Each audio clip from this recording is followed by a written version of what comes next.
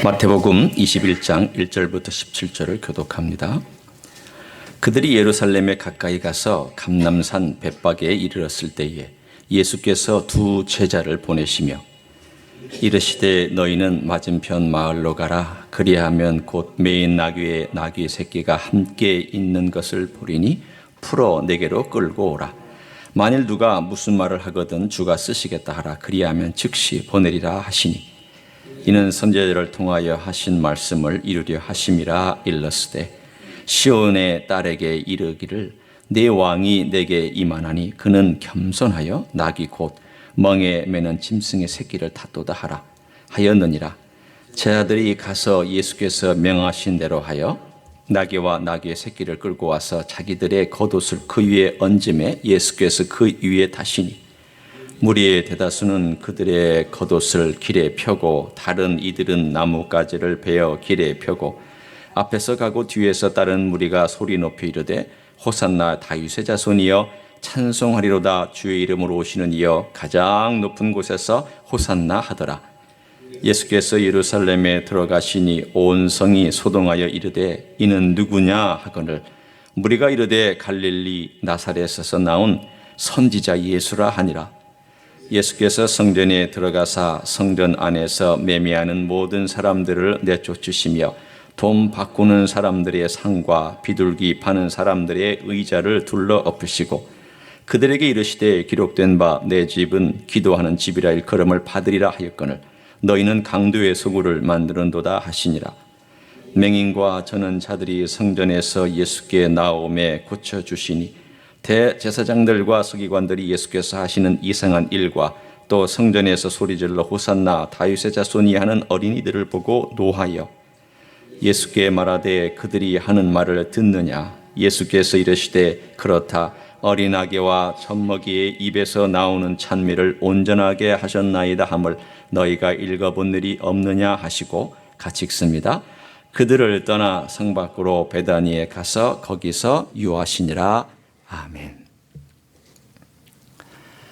기원전 164년 12월 25일에 무슨 일이 일어났던 것일까요? 아시는 분은 성경 박사입니다.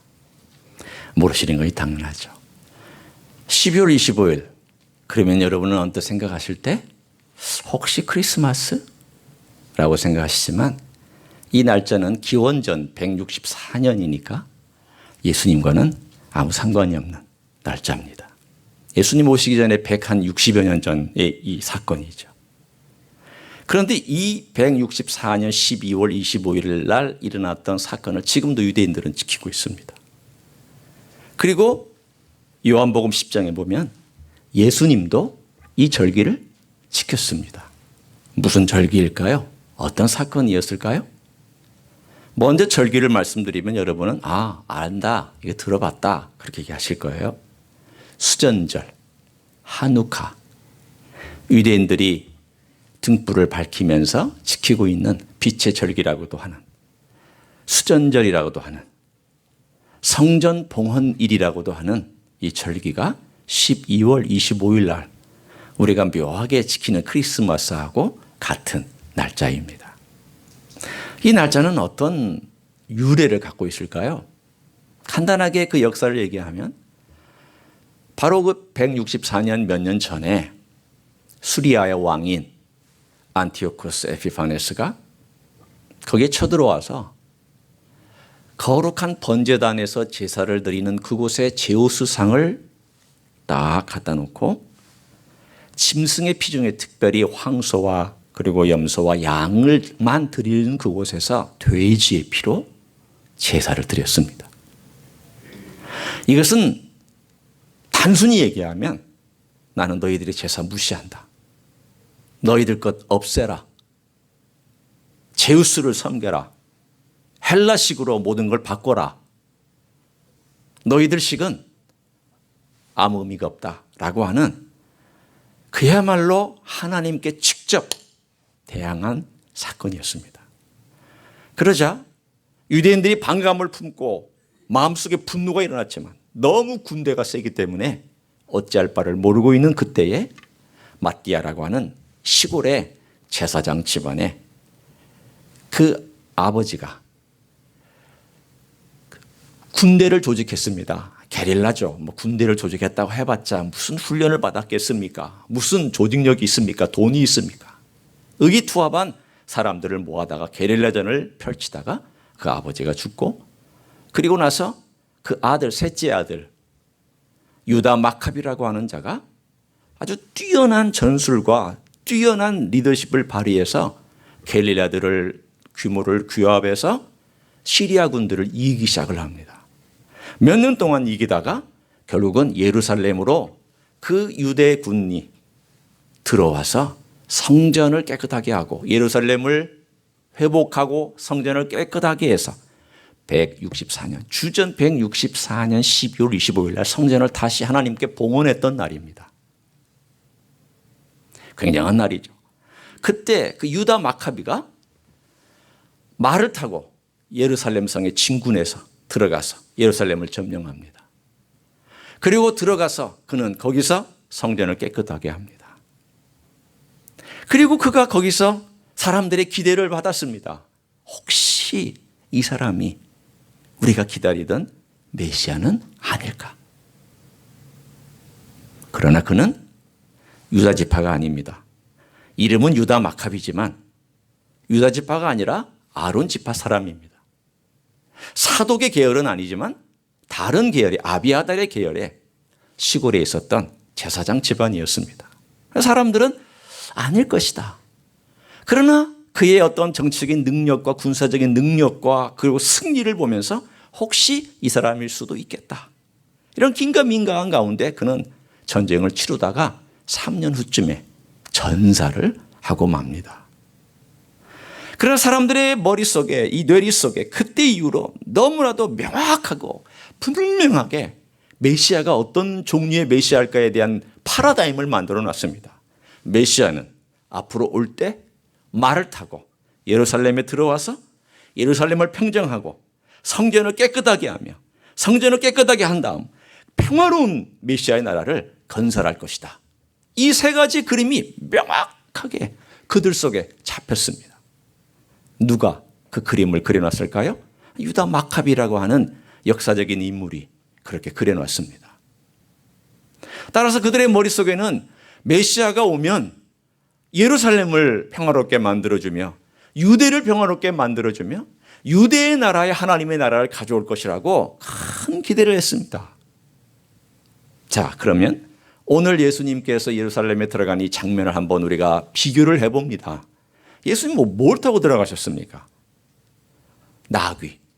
그 중에서도 나귀 새끼를 타고 갔습니다. 나귀 새끼, 한 번도 짐을 그 어깨 위에 접은 적이 없는 그런 새끼입니다. 그러면 일반적으로 짐승이 짐을 안 접었을 때에 처음 짐을 그 어깨 위에다 올려놓았을 때의 그 반응이 뭘까요?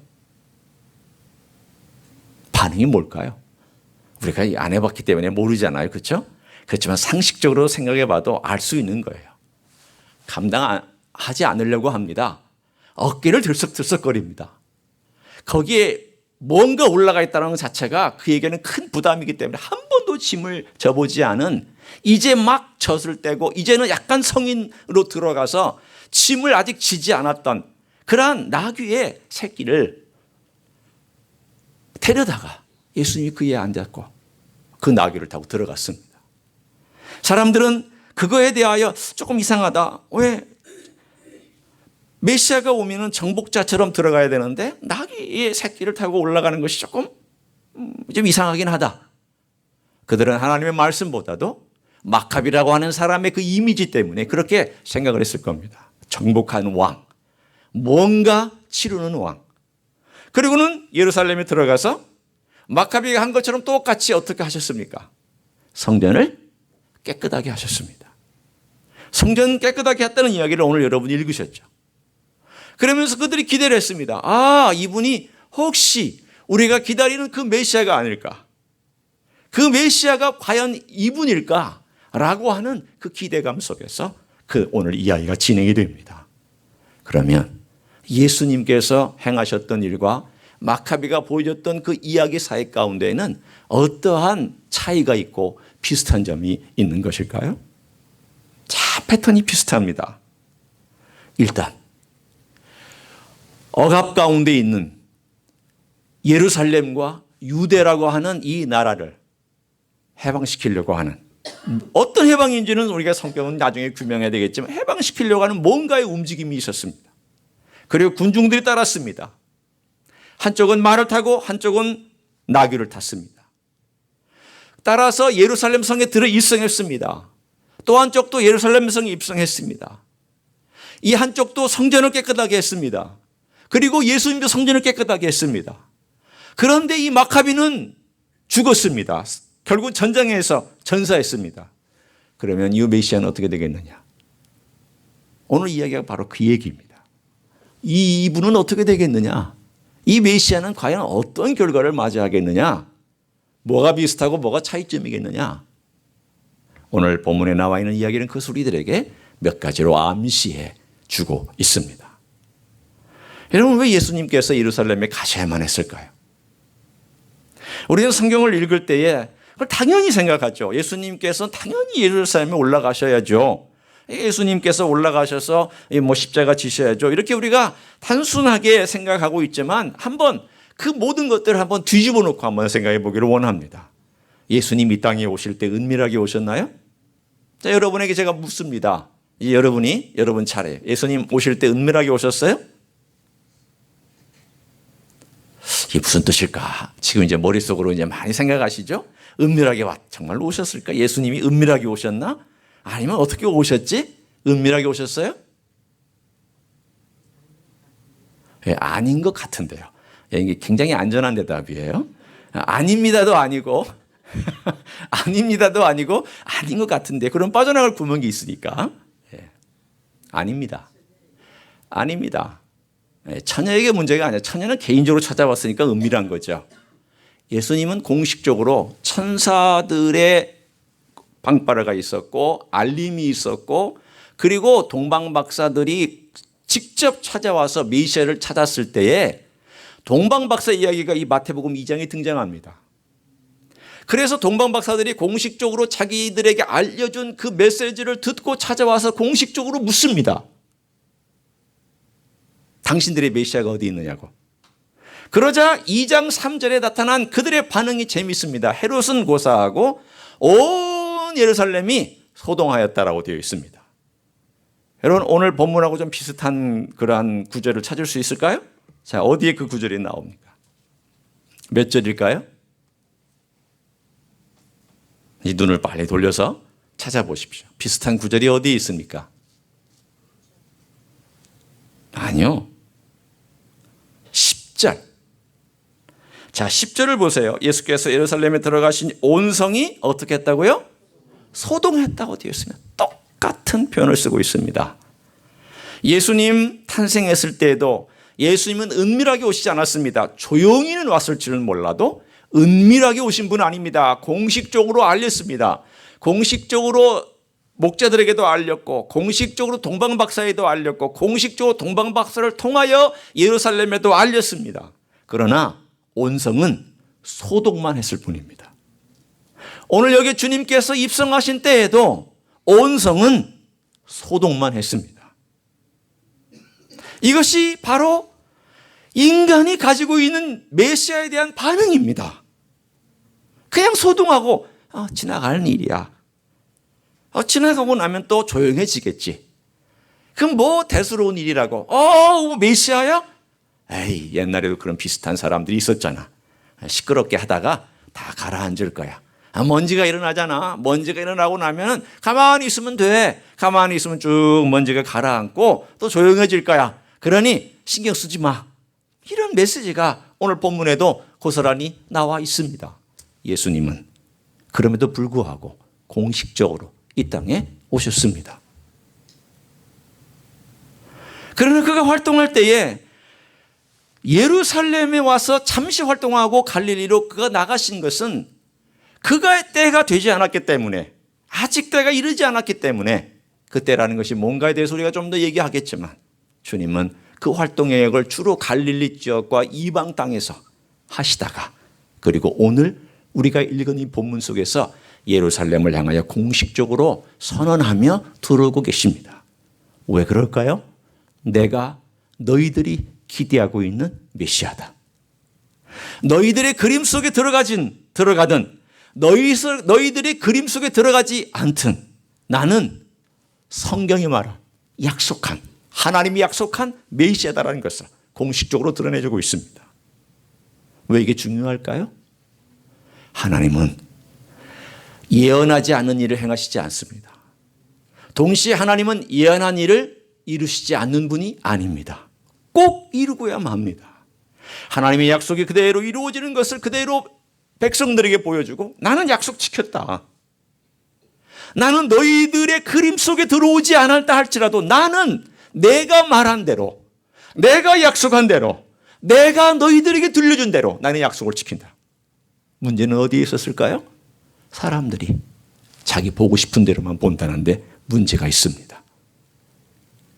그들은 마카비의 그림을 가지고 있었습니다. 말을 타고 군대를 가지고 정복하고 예루살렘을 평화롭게 만들고 군대적인 힘으로 모든 걸 평정하고 나라를 다스리고 왕위에 오르고 모든 악을 처단하고 그리고 이 세상을 평화롭게 만들고 그리고 로마군을 물리치고 이 악한 존재들을 물리치고 이방인들을 물리칠 그러한 파라다임으로만 메시아를 기다리고 있었습니다. 뭘 안 보고 있었을까요? 성경을 안 보고 있었습니다. 아니, 성경을 봐도 참고 자료로 봤을 뿐입니다. 성경 박사들 많았습니다. 예수님이 어디에 올 거냐고 물어봤더니 성경 박사들이 와서 베들레헴이네요. 알았습니다. 아니, 알았으면 어떻게 해야 될까요? 여러분, 예수님이 메시아고 하나님의 아들임을 알면 여러분은 어떻게 해야 될까요? 여러분이라면 어떻게 하셨어야 될까요? 꿇어 엎드려야죠. 경배해야죠. 그런데 아는데도 이들은 아무 반응이 없었습니다. 아니, 오히려 헤롯은 죽이려고 했습니다. 성경을 아는 게 문제가 아닙니다. 성경 박사가 문제가 아닙니다. 여기 성경 박사가 두 사람이 있지만 성경 박사가 문제가 아니에요. 여러분이 성경 공부를 많이 한 게 중요하지 않아요. 많이 읽은 것도 중요하지 않아요. 설교를 많이 들은 것도 중요하지 않아요.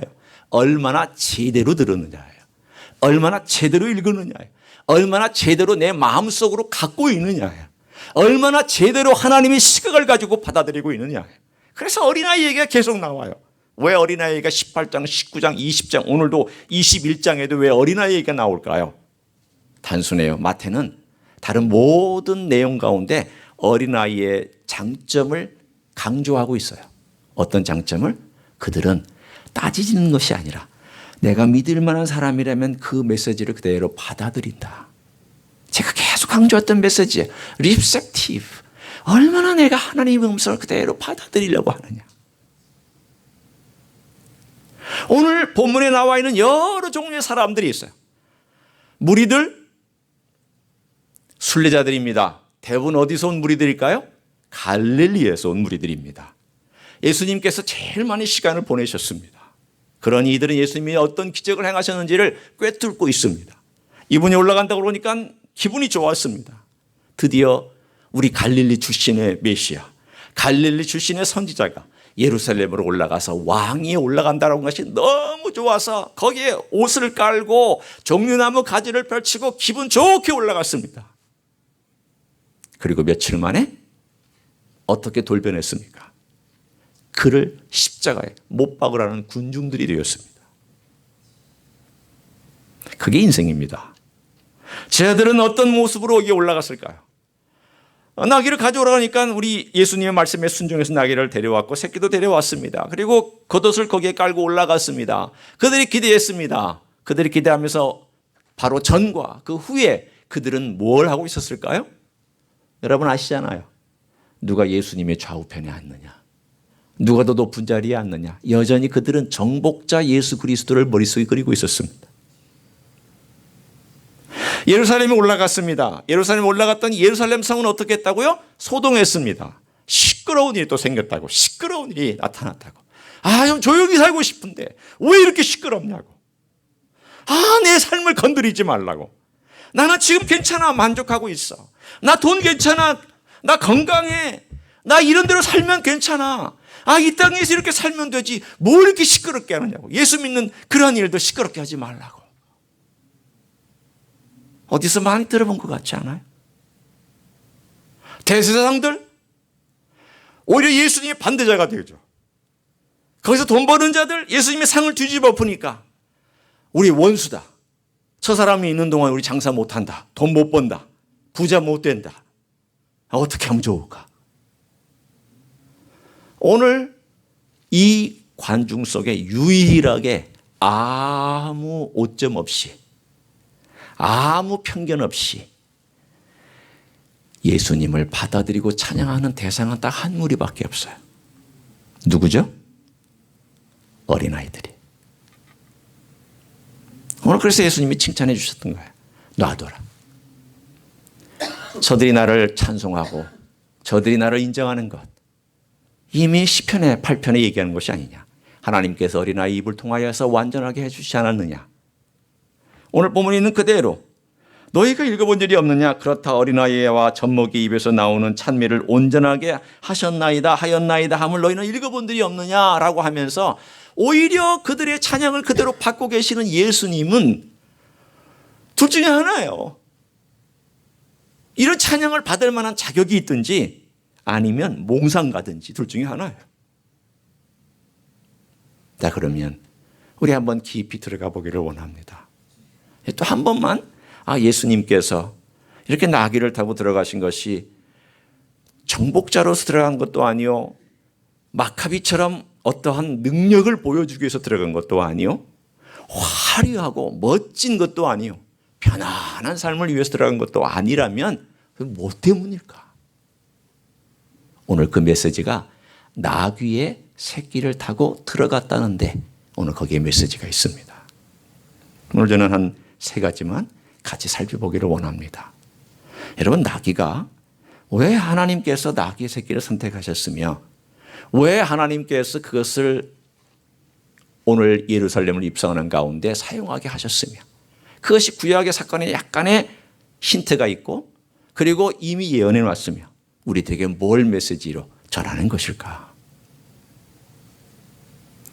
이것은 우리가 이 땅에 살아가는 동안 그리스도인이 따라가야 할, 그리고 그 왕을 모시고 있기 때문에 걸어가야 할 우리의 길이기도 합니다. 첫째는요, 보세요. 21장 5절입니다. 우리 같이 한번 읽겠습니다. 21장 5절 시작. 시온의 딸에게 이르기를 내 왕이 내게 임하나니 그는 겸손하여 나귀 곧 멍에 매는 짐승의 새끼를 다투다 하라.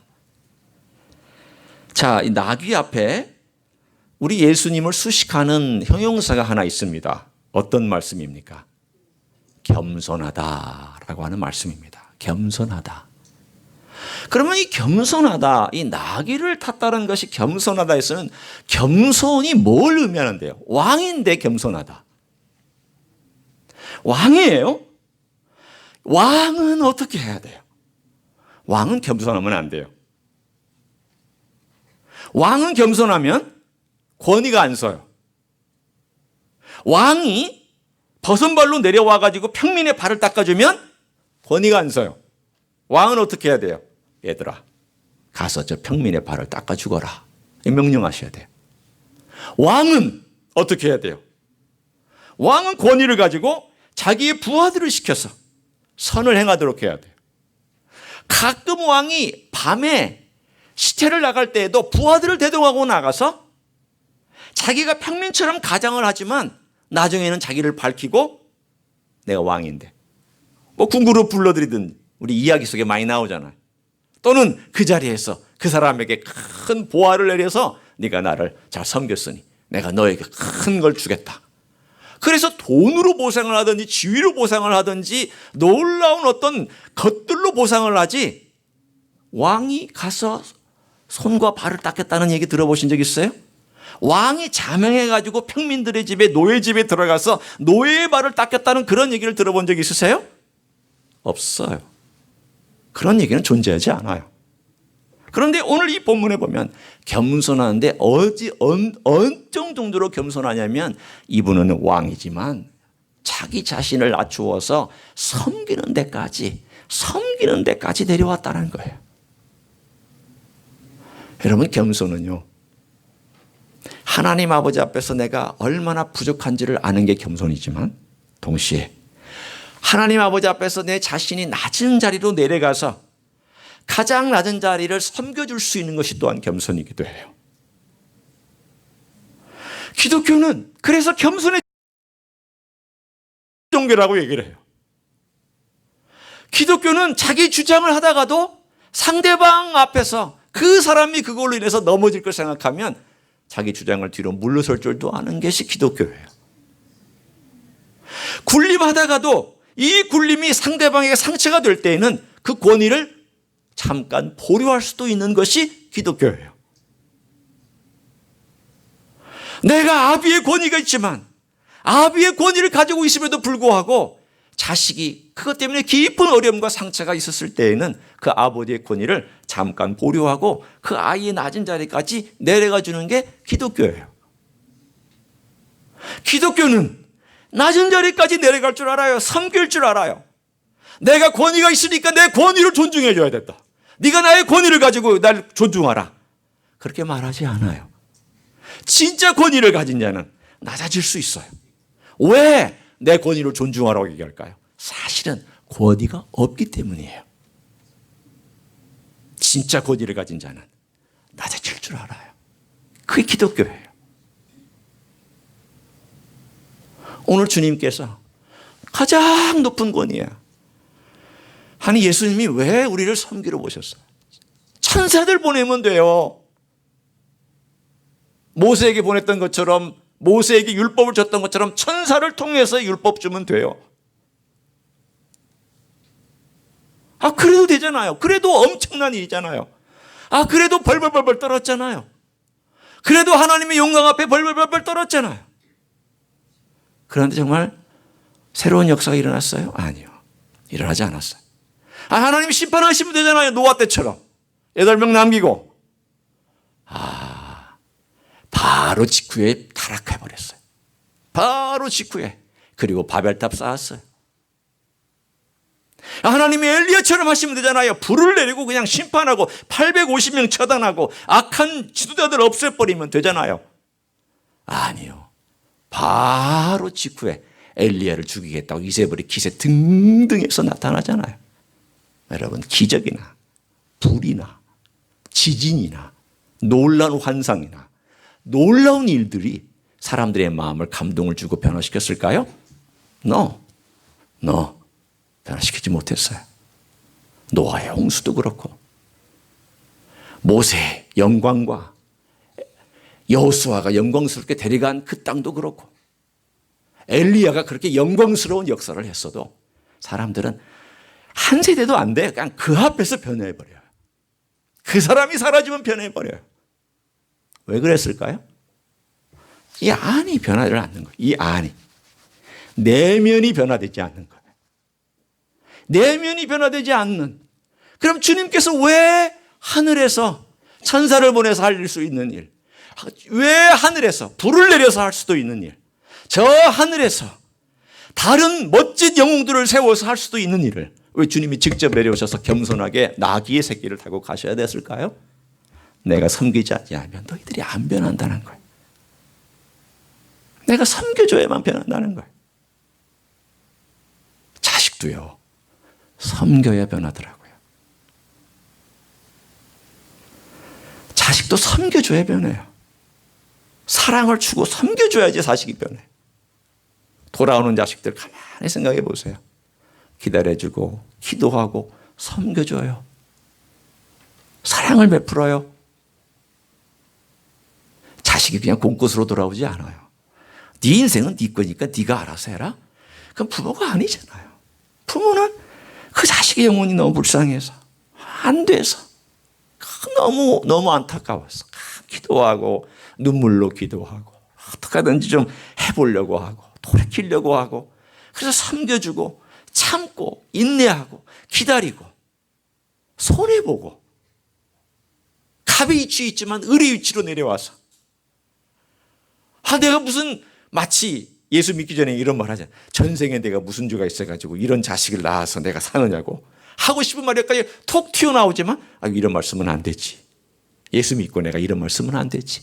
하고 싶을 때가 있잖아요. 섬기지 않으면 사람이 안 변해요. 요청하지 마세요.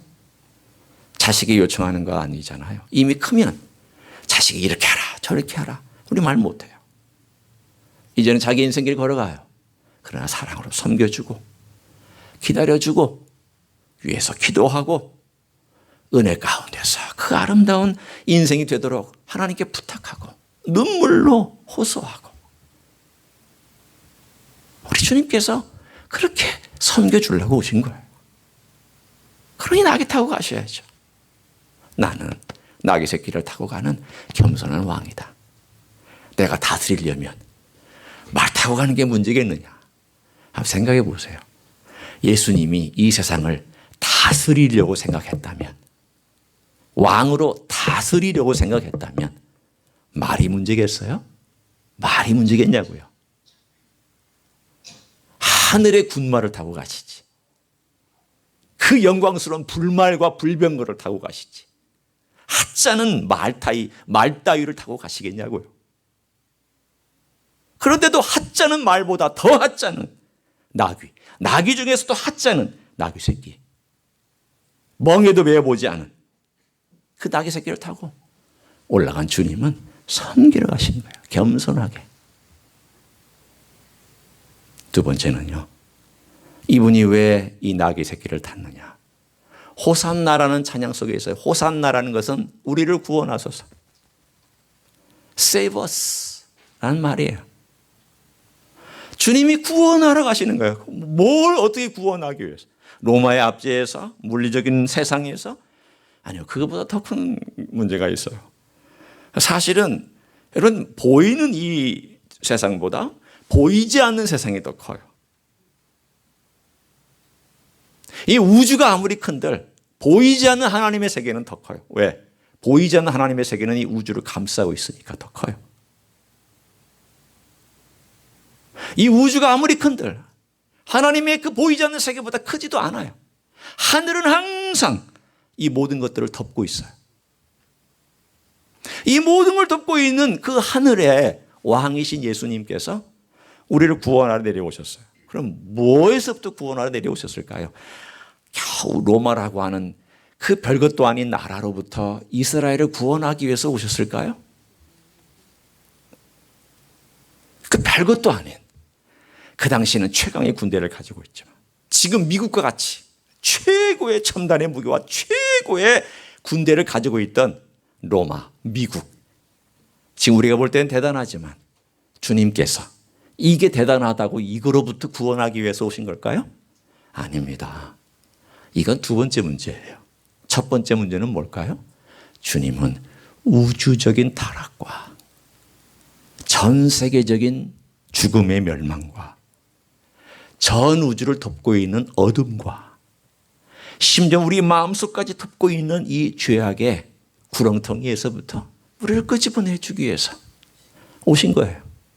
이 전쟁은 더 큰 전쟁이에요. 마카비가 치렀던 이 전쟁보다 주님의 전쟁은 더 커요. 왜? 우주를, 그리고 특별히 이 지구라고 하는 이 세상을 점령하고 있었던 사탄과의 싸움이었고, 보이지 않는 세력과 싸움이었고, 온 우주를 하나님께 갖다 바치기 위한 싸움이었어요. 이 모든 걸 하나님께 갖다 바치기 위한 싸움이었어요. 이 싸움을 어디에서 했느냐? 십자가 위에서 주님은 싸우셨던 거예요. 이 싸우기 위해서 지금 예루살렘으로 올라가는 거예요. 예수님은 아직 전쟁을 하기도 전이에요. 어떤 의미에서 아직 전쟁이 아니에요. 물론 대제사장이나 서기관들이 대립하고 갈등하고 예수님을 죽이려고 했지만 이 전쟁을 치르기 위해서 예루살렘에 들어가고 계시는 거예요. 입승은 전쟁에 선포했던 거예요. 자, 내가 들어간다. 내가 전쟁을 치르게 들어간다. 선전포고 하신 거예요. 선전포고. 내가 들어간다. 내가 전쟁을 하기에 들어간다. 이 전쟁은 한 나라의 전쟁이 아니다. 제국과 제국의 전쟁이 아니다. 이건 우주를 놓고도 이런 전쟁이다. 이건 인간의 생명을 놓고 벌이는 전쟁이다. 이 전쟁에서 이긴 자는 모든 걸 통치할 것이다. 이 전쟁의 모든 것들은 딱 둘 중에 하나예요. 하나님께서 인간을 다 멸망시키든지 아니면 인간을 멸망시키는 대신 다른 존재를 멸망시키든지, 하나님께서 인간을 멸망시키는 대신 예수님을 멸망시키셨어요. 죽이셨어요. 하나님께서 인류를 심판하시는 대신 예수님을 심판하셨어요. 그 전쟁이 있어요. 하나님의 심판이 예수님에게, 예수님은 또한 이 전쟁을 통하여서 우주적인 전쟁을 치르고 이 전쟁을 통하여서 어둠의 권세와 싸웠고 이 전쟁을 통하여서 우리를 죽음에서부터 끄집어냈고 지옥에서부터 끄집어낸 거예요. 여러분, 지옥을 가볍게 생각하지 마세요. 저는 이 땅에서도 지옥을 가끔 봐요. 제가 무슨 환상으로 본다는 거 아니에요. 오해하지 마세요. 제가 무슨 환상을 보고 지옥에 무슨 환상을 얘기하는 거 아니에요. 인간들 사이에 있는 지옥들을 말하는 거죠. 아, 지옥은 이러지 않았을까? 지옥은 이런 것이 아닐까? 그런 가정들 본 적 있어요. 그렇게 파탄난 가정들 본 적 있어요. 그렇게 파탄나고 그렇게 지옥 같은 가정 속에서 하나님께서 어떻게 역사하셨는지도 저는 본 적이 있어요. 지옥은 그의 가장 극대처라고 생각하시면 돼요. 거기서부터 끄집어내 주셨잖아요. 어떻게? 주님이 그 전쟁을 치르심으로 우리를 구원하소서. 그랬더니 그래, 내가 올라간다. Save us. 그랬더니 I will save you. 내가 너희를 구원하겠다. 이들은 모르고 그랬죠. 호산나 호산나 모르고. 호산나 호산나 할 때는 이들은 로마의 압제 정도에서부터 우리를 구원할 것을 생각하고 호산나 호산나 했지만 주님의 귀에는 이게 뭐라고 들렸을까요? 그들의 음성이, 그들의 찬양이 주님의 귀에는 어떻게 들렸을까요? 주님, 우리를 구원해 주십시오. 이 죽음에서 구원해 주십시오. 이 사탄의 영역에서 구원해 주십시오. 이 지옥에서 구원해 주십시오. 우리의 멸망으로부터 구원해 주십시오라고 주님의 귀에는 들렸을 거예요. 그래서 주님은 오늘 이 예루살렘 성에 올라가셔야만 했어요. 결국은 세 번째로 평화를 주시게 한 거죠. 제가 첫 번째는 주님은 겸손하여 자기 자신을 섬기는 위하여, 두 번째는 그 섬김으로 구원을 우리에게 가져오셔서 끄집어내 주시기 위하여, 세 번째는 그래서 하나님의 평화의 나라에 우리를 놔두시기 위하여, 우리가 하나님의 평화의 나라에 들어가서 평화의 왕의 다스림을 받는 우리의 삶을 살기 위하여 그렇게 주님께서 선전포고하고 예루살렘으로 들어가신 거예요. 하나님의 약속을 가지고 들어가셨지만 선전포고하신 거예요. 누구에게 선전포고하셨을까요? 사실은요, 보이는 대제사장들에게 선전포고한 것은 아니에요. 주님의 싸움은 훨씬 컸어요. 주님의 싸움은 훨씬 스케일이 더 넓었어요. 훨씬 깊었어요. 자, 이제 주님께서 이렇게 우리를 구원하기 위해서 예루살렘에 들어갔다면 이것이 하나님의 필연이잖아요. 언젠가 제가 설교했잖아요. 하나님의 필연이 있다고. 하나님께서 꼭 하셔야만 했던 일. 그걸 우리 예수님은 하시기 위해서 오셨고 하시려고 올라가시고 드디어 그것을 하시기 위해서 공공연하게 자기 자신을 드러내셨고, 그리고 그 일을 이제 착수하시는 첫 발자국을 예루살렘에 들어가시면서 하기 시작하셨습니다. 제가 그림 하나를 여러분에게 띄워서 드립니다. 이 그림이 하나 있어요. 우리 소집사님 그림을 하나 띄워주시기를 바랍니다. 이 도미니코 페티라는 사람의 그림이에요. 여러분 혹시 보셨는지 모르겠어요. 이 도미니코 페티라고 하는 사람은 17세기 화가예요. 이게 이제 제목이 이 도미니코 페티가 그린 에케 호모, 이 사람을 보라, 이 사람을 보라 하는 제목이에요. 무명 화가였어요. 막 그림이 그렇게 비싸게 팔려간 화가도 아니고요. 그런데 이게 이제 어떻게 흘러 düsseldorf 독일의 한 미술관에 전시가 되어 있었어요. 이 그림이. 어떤 청년이 18세 한 청년이 이 그림 앞에 서가지고 깊이 바라보고 있었어요. 뚜렷이 바라보고 있었어요. 가시멜 요한을 쓰고 삐쩍 마른 그러면서도 눈을 아래로 내리깔은 부리부리하게 사람들에게 그렇게 하지 않고 내리깔은 마치 숙명처럼 자기에게 다가올 그 운명을 받아들이면서 조용히 있는 그냥 뭔가 슬픈 뭔가 가슴에 무슨 메시지가 있을까요? 바라보고 있다가 그가 그 아래에 있는 메시지를 받습니다. 나는 너를 위하여 내 목숨을 바쳤는데 너는 나를 위하여 무엇을 하였느냐. 이 메시지가 어떤 사람은 들었다고도 하고 어떤 사람은 봤다고도 하지만 그 중요한 것은 아니에요. 결국 그 마음속에 그에게 심장을 치는 메시지 하나가 다가와서 그를 요동치게 만들었어요. 나는 너를 위하여 목숨을 바쳤는데 너는 나를 위하여 무엇을 하였느냐. 이게 막 머릿속에 팍 하고 가슴에 꽉 하고 박혀가지고 도저히 가만히 있을 수가 없어서 그래서 주님, 제가 주님의 사람으로 산다고 하였지만 18세입니다. 18살이에요. 제가 주님을 위해 산 게 별로 없네요.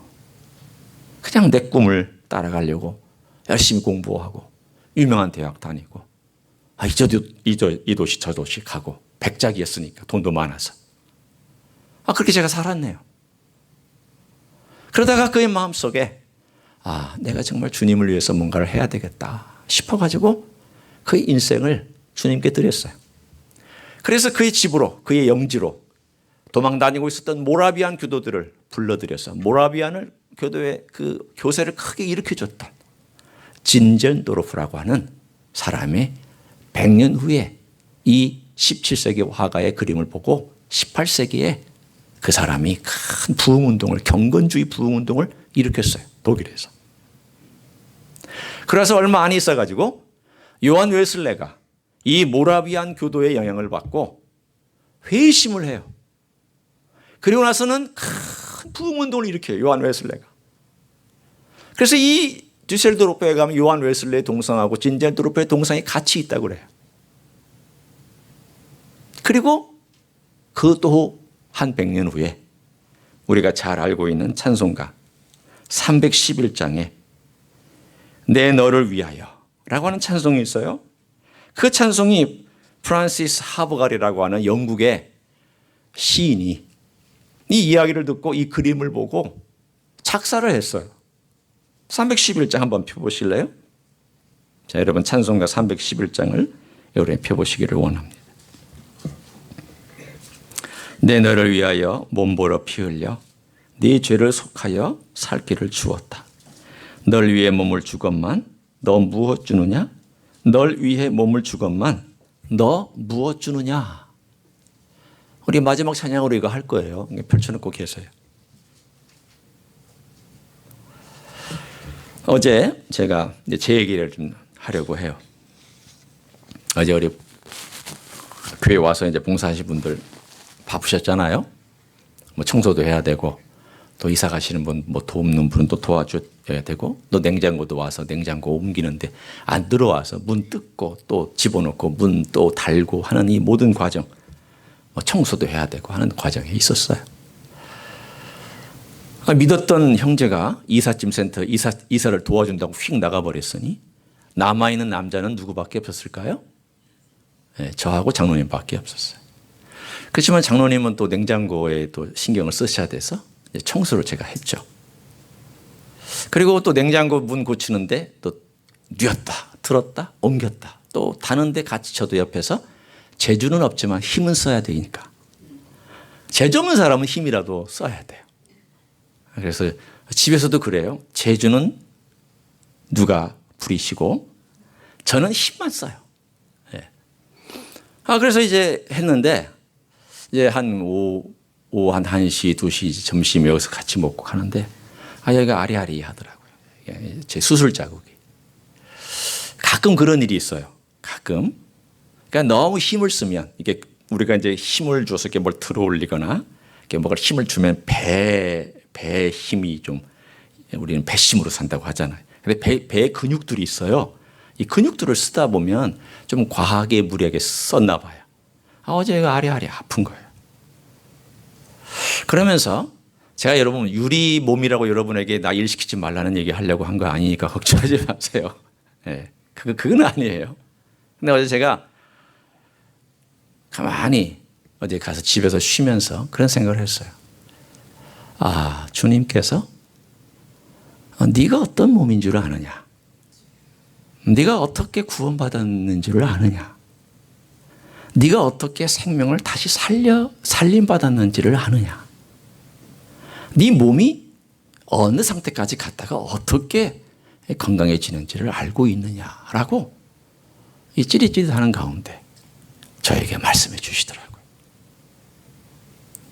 그러면서 제가 한 지난 10몇 년 동안 2007년도에 암 처음 발견하고 2011년도에 수술받고 했던 그 과정들이 아주 짤막하지만 짧게 싹 스치고 지나갔어요. 그래, 내가 주님께 얻은 이 두 번째 생명이잖아. 그래서 늘 마음속에 제가 주님이 원하시는 대로 제가 살겠습니다. 주님 저를 구원해 주시고 또 저를 위해서 이렇게 두 번째 기회를 주셨는데 제가 뭘 할까요? 이런 기도를 간혹가다 드렸단 말이죠.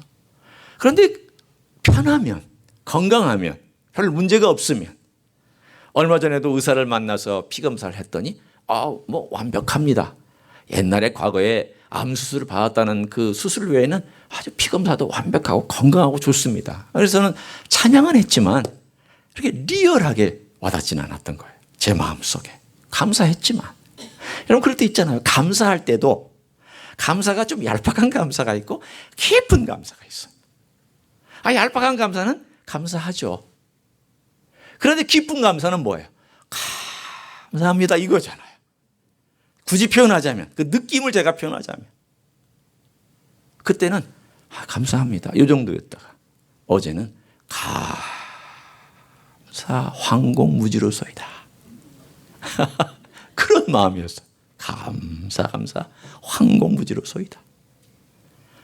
하나님, 주님 너무 감사합니다.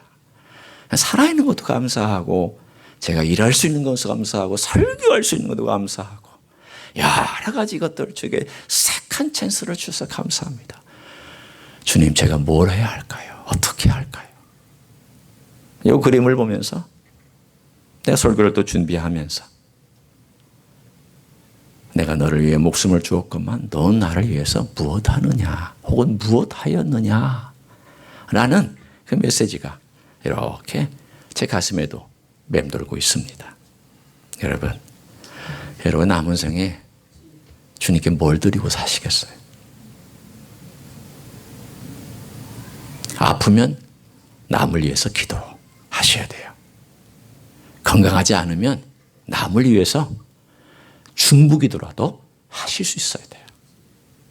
건강하면 주님을 위해서 섬길 수 있어야 돼요. 내가 기회가 있으면 주님을 위해서 뭔가를 좀 드릴 수 있어야 돼요. 주님이 그런 기회 주셨잖아요. 우리에게 주신 이 좋은 기회, 평화의 나라에서 지금 여러분이 머물고 있는 이 기회, 언젠가 이 평화가 다 깨지고 이 세상이 다 망할 때 그때 가서 좀 더 할 걸, 좀 더 섬길 걸, 좀 더 주님 잘 믿을 걸 하지 마시고 이 평화로운 때, 평화의 왕을 평화롭게 믿을 수 있을 때 잘 섬기셔야 돼요. 그렇지 않으면 전쟁의 때에 엄청난 파괴력을 가진 어려움 속에서 우리는 정복자 왕으로 오시는 예수님 앞에서 벌벌 떨거나 부끄러워하거나 창피한 미래가 될 수도 있거든요. 그때 우리 주님 앞에 부끄럽지 않은, 정말 주님을 아름답게 맞이하는 여러분 되시기를 우리 주 예수 그리스도의 이름으로 간절히 축원합니다. 잠깐 기도하겠습니다.